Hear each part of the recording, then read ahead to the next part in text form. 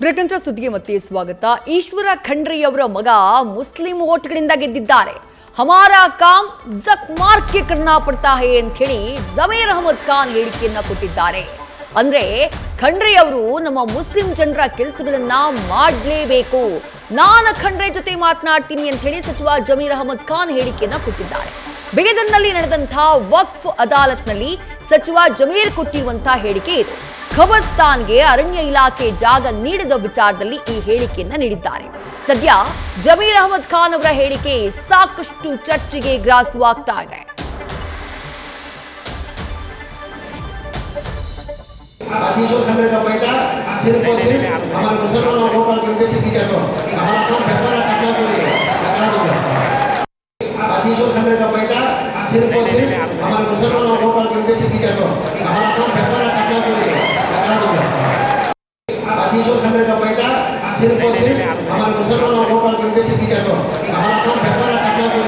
ಮತ್ತಷ್ಟು ಡೀಟೇಲ್ಸ್ ನಮ್ಮ ಪ್ರತಿನಿಧಿ ಹರೀಶ್ ನೀಡ್ತಾ ಹೋಗ್ತಾರೆ. ಹರೀಶ್, ವೋಟ್ ಹಾಕಿದಂಥ ಜನರ ಕೆಲಸಗಳನ್ನ ಗೆದ್ದಂಥ ವ್ಯಕ್ತಿ ಮಾಡಿಕೊಡ್ಲೇಬೇಕು, ಅದರಲ್ಲಿ ತಪ್ಪೇನಿಲ್ಲ.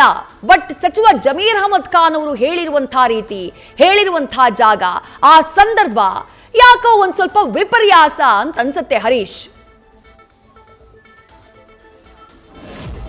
ಖಂಡಿತವಾಗಿ ವಿದೇಶ್, ಯಾಕಂದ್ರೆ ಸಚಿವ ಜಮೀರ್ ಅಹಮದ್ ಖಾನ್ ಅವರ ಹೇಳಿಕೆ ಸಾಕಷ್ಟು ಕೂಡ ಚರ್ಚೆಗೆ ಗ್ರಾಸ ಆಗಿದೆ. ಬೀದರ್ನಲ್ಲಿ ನಡೆದಂತ ಒಂದು ಕಾರ್ಯಕ್ರಮದ ಸಂದರ್ಭದಲ್ಲಿ ಕೂಡ, ಅದಾಲತ್ ಕಾರ್ಯಕ್ರಮದ ಸಂದರ್ಭದಲ್ಲಿ ಕೂಡ ಇವರು ಸಚಿವ ಜಮೀರ್ ಅಹಮದ್ ಅವರು ಒಂದು ಹೇಳಿಕೆ ಅಂದ್ರೆ ಈಶ್ವರ್ ಖಂಡ್ರೆ ಅವರ ಪುತ್ರ ಎಂಪಿ ಎಲೆಕ್ಷನ್ ಅಲ್ಲಿ ಗೆದ್ದಿರುವುದು, ಅದೆಲ್ಲವೂ ಕೂಡ ಮುಸ್ಲಿಂ ಸಮುದಾಯದ ಮತಗಳೇ ಪ್ರಮುಖ ಪಾತ್ರ, ಅಂದ್ರೆ ಅವರಿಂದನೇ ಗೆದ್ದಿರುವುದು ಅನ್ನುವಂತ ಮಾತನಾಡಿದ ಜೊತೆಗೆ ಅದಷ್ಟಕ್ಕೆ ಸೀಮಿತ ಆಗಿಲ್ಲ. ಸೊ ಹಾಗಾಗಿ ಮುಸ್ಲಿಂ ಸಮುದಾಯಕ್ಕೆ ಅವರು ಹೆಚ್ಚಿನ ಕೆಲಸಗಳನ್ನ ಮಾಡಿಕೊಡಬೇಕು ಅನ್ನುವಂತಹ ಆಗ್ರಹವನ್ನು ಕೂಡ ಮಾಡಿದ್ದಾರೆ. ಇದು ಕೂಡ ಸಾಕಷ್ಟು ಚರ್ಚೆಗೆ ಗ್ರಾಸ ಆಗಿರುವಂತದ್ದು. ಕೇವಲ ಗೆದ್ದಂತ ಸಂದರ್ಭದಲ್ಲಿ ಕೂಡ ಸಹಜವಾಗಿ ಎಲ್ಲಾ ಸಮುದಾಯ ವರ್ಗಗಳನ್ನ ಕೂಡ ಸಮಾನವಾಗಿ ಪರಿಗಣಿಸಬೇಕಾದದ್ದು ಕೂಡ ಸಚಿವರ ಜವಾಬ್ದಾರಿ ಆಗಿರುತ್ತೆ.